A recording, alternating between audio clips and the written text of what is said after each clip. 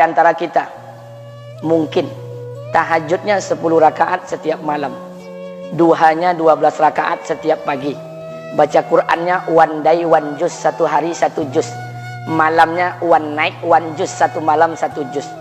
Satu keluarga di antara kita nih puasanya luar biasa Senin Kamis. Satu keluarga berpuasa Senin Kamis. Tak cukup puasa Senin Kamis, dia puasa Nabi Daud.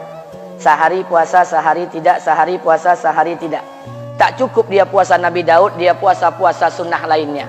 Istrinya nutup aurat dengan sempurna, pakai nikob, pakai cadar, pakai purda, pakai manset, pakai kos kaki. Suaminya 5 waktu ke masjid tak tertinggal takbiratul ula. Anak-anaknya di pondok pesantren hafiz dan hafizah. Tiap pagi berinfak, tak pernah menggunjing orang. Quran terjaga, aurat terjaga, tahajud terjaga, 5 waktu terjaga, duha terjaga, Quran terjaga, puasa terjaga. Sempurna satu keluarga nih, amalnya. Tapi sudah 8 tahun dia tak tengok ayah ibunya. Sudah bertahun-tahun dia tak nyapa kedua orang tuanya. Sudah bertahun-tahun dia tak berhubungan baik dengan ayah ibunya. Sudah berminggu-minggu dia berkelahi dengan ayah ibunya. Sudah berhari-hari dia bermusuhan dengan kedua orang tuanya. Maka anak seperti ini, seluruh amal yang mereka kerjakan tertolak di sisi Allah Subhanahu wa taala, tidak akan diterima Allah. Sebaliknya, kalau ada di antara kita hari ini yang pandai melayani ayah ibunya, tidak ada uang ayah ibu dia kasih uang, tak ada rumah ayah ibu dia buatkan rumah, sakit ayah ibu dia bawa ke rumah sakit, dirawat ayah ibunya dia jaga, kotoran ayah ibunya dia bersihkan pakai tangannya sendiri. Ada di antara kita hari ini yang membersihkan kotoran ayah ibunya lebih dia nikmati daripada makanan yang ia sukai.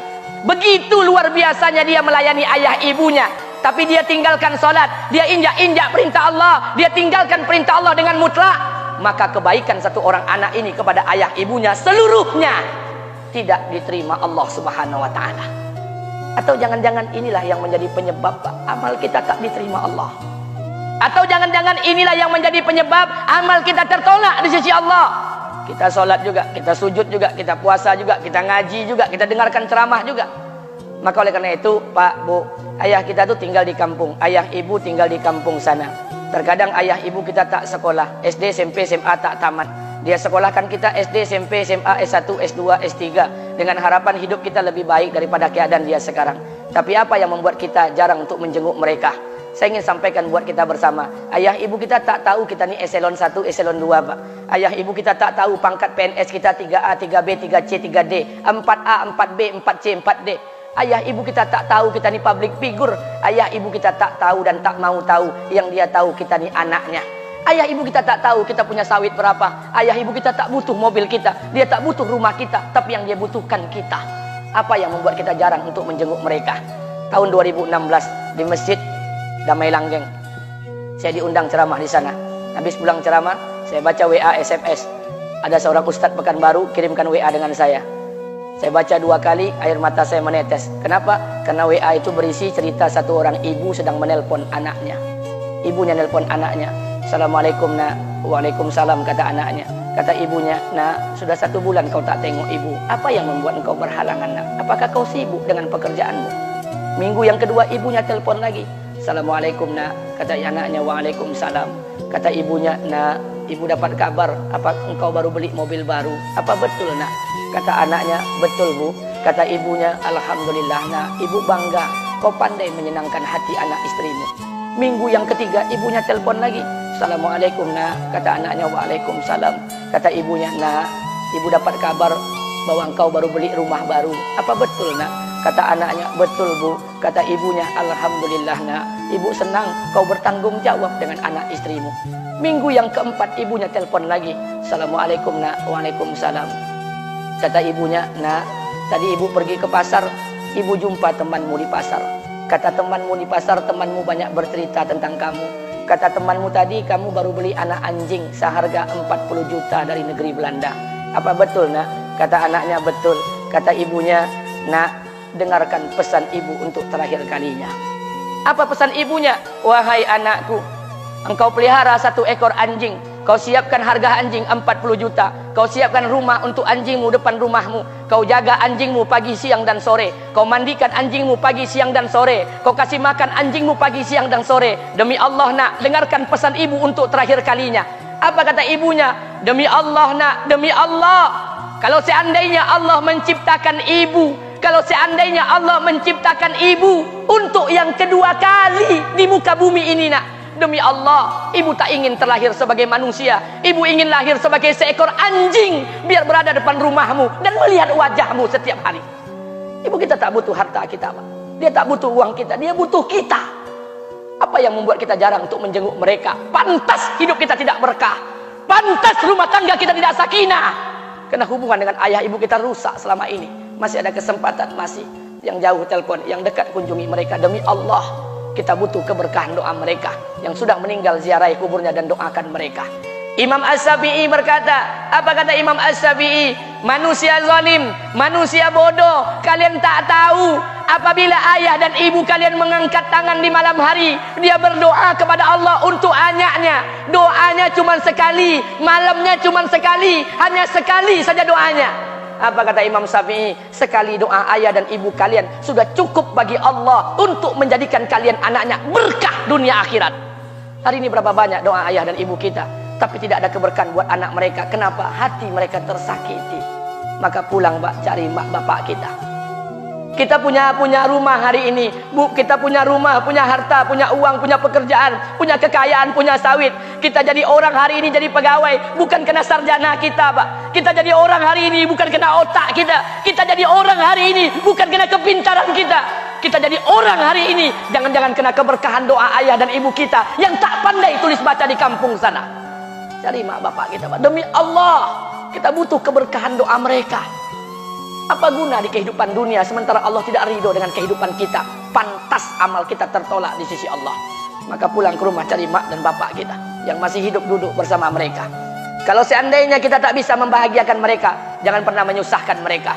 Kalau seandainya kita tak bisa membuat mereka tertawa, jangan pernah membuat mereka menangis. Demi Allah, kita hanya punya satu ayah kandung, kita hanya punya satu ibu kandung. Tidak akan ada ayah kandung yang kedua, tidak akan ada ibu kandung yang kedua. Harta kita cuma satu, ayah kita cuma satu, ibu kita cuma satu. Tidak akan ada ayah kandung yang kedua, tidak akan ada ibu kandung yang kedua.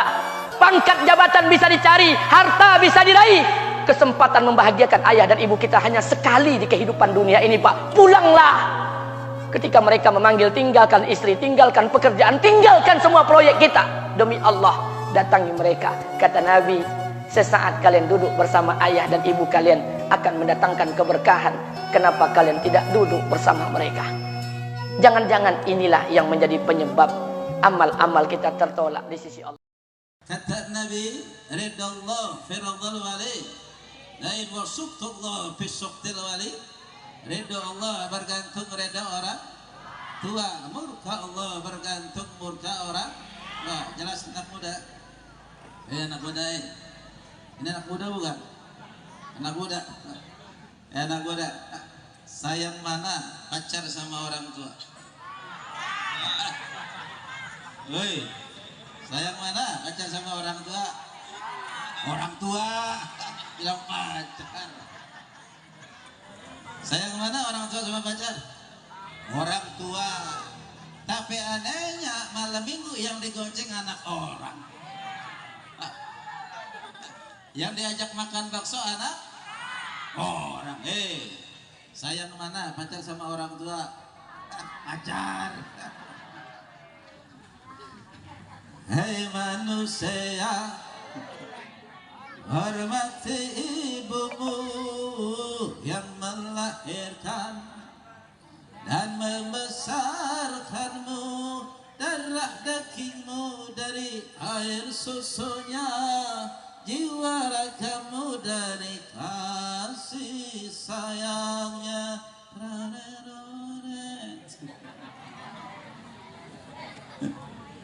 Bila kau sayang pada kasihmu, lebih sayanglah ibumu. Bila kau takut pada polisi, lebih takutlah. Dengerin.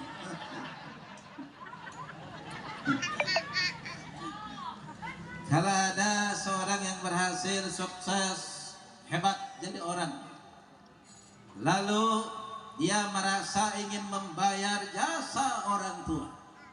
Sebagai anak perlu kita ketahui bahwa hutang yang tidak bisa dilunasi di dunia ini adalah hutang anak kepada orang tua. Jelas anak? Hadirin hadirat rahimakumullah.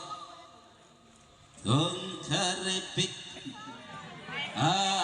tulang bawang, corona sudah hilang, ganti musim kondangan. Benar?